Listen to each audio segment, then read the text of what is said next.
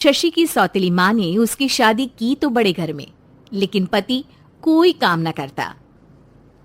आप ससुर जी के साथ काम पर क्यों नहीं जाते? हाँ जाऊंगा, लेकिन कल से। आज जरा मैं दोस्तों के साथ घूमने जा रहा हूँ। शशि के दो बच्चे होते हैं, लेकिन रमेश का हाल वैसा का वैसा ही रहता है। एक दिन, सुनिए ना, बच्चा रो रहा है, इसके दूध के लिए पैसे नहीं है। अरे तो पिताजी से ले लो ना। क्यों? अगर आप में कमाने की क्षमता नहीं थी तो शादी क्यों की? तभी घर आई बड़ी ननद बोल पड़ती है। आहा, तुम्हारी माँ को साफ साफ कह दिया था कि लड़का ना कमाता है ना कभी कमाएगा। हम चार चार बहनें हैं इसका ख्याल रखने के लिए, और पिताजी का इतना सारा पैसा, तुम्हें किस चीज की कमी रखी है? लेकिन थोड़े ही सालों में तकदीर बदल जाती है। शशि का ससुराल गरीब हो जाता है। सब बिकने के बाद शशि अपने पति, बच्चे और सास के साथ किराए के मकान में आ जाती है। मैं कोई नौकरी करना चाहती हूँ दीदी।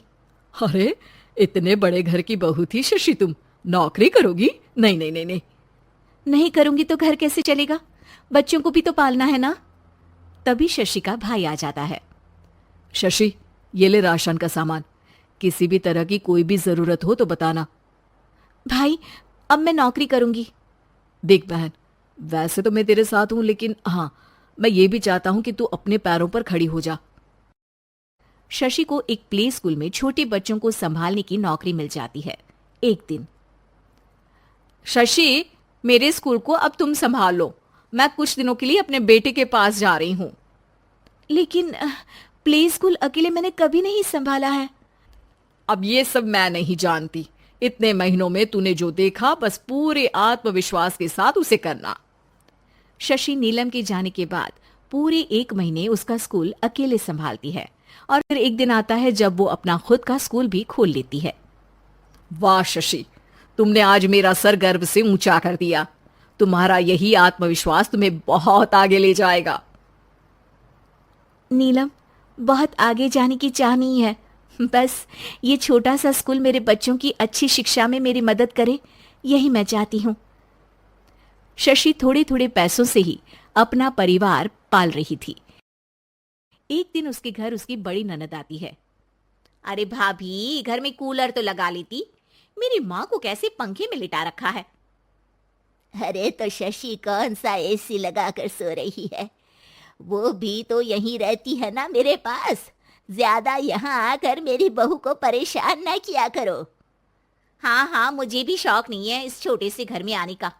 मैं तो बस ये बोलने आई थी कि मेरे बेटे की शादी है तो ननिहाल का जो नेग होता है वो ले आना। हाँ, जितना बनेगा कर देंगे, और ना हुआ ना तो वो भी नहीं करेंगे। तभी शशि बोल पड़ती है। अरे नहीं माँ जी, रीटा घर की बेटी है, उसके ससुराल वाले उससे शादी पर पूछेंगे कि मायके से क्या मिला। रीटा, तुम मुझे सामान की लिस्ट भेज देना, मैं पूरी कोशिश करूंगी कि तुम्हारी हर डिमांड को पूरा करें। अच्छा, मैं खाना लगाती हूँ। शशि ये बोलकर किचन में चली जाती है। धीरे धीरे कर शशि किसी न किसी तरह अपनी सारी ननदों की डिमांड भी पूरी करती, बच्चों की ख्वाहिशें भी, और उनकी पढ़ाई के लिए पैसे जोड़ती। एक दिन जब शशि का बेटा 12वीं पास करके आता है। माँ, अब तुझे काम करने की जरूरत नहीं है, मैं अब कोई ना कोई नौकरी करके पढ़ाई भी साथ कर लिया करूंगा।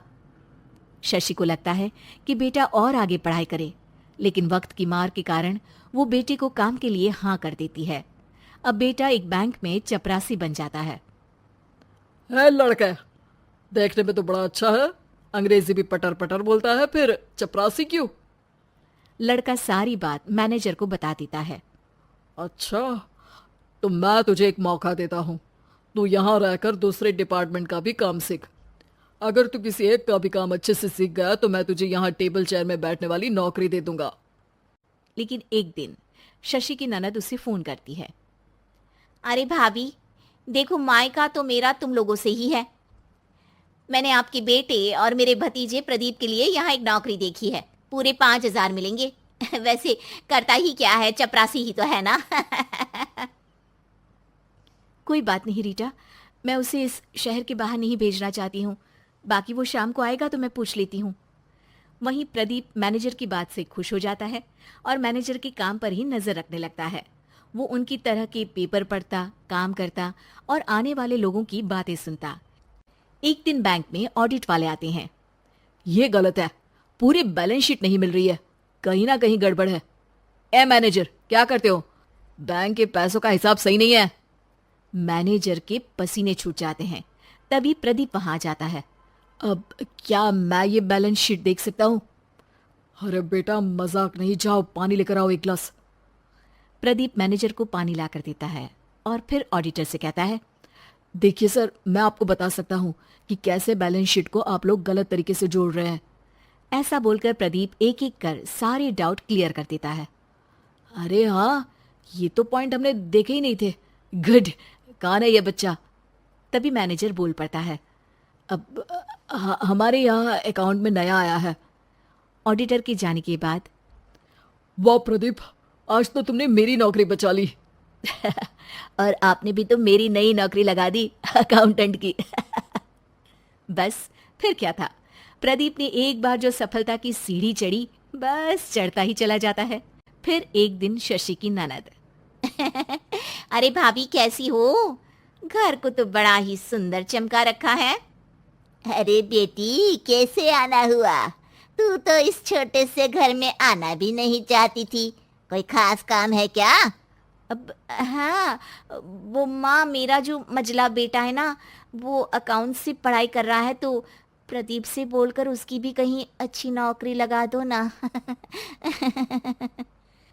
सास और शशि समझ जाते हैं कि कैसे पैसे आते ही लोगों के बात करने के तरीके से लेकर रिश्ते निभाने तक में बदलाव आ जाता है।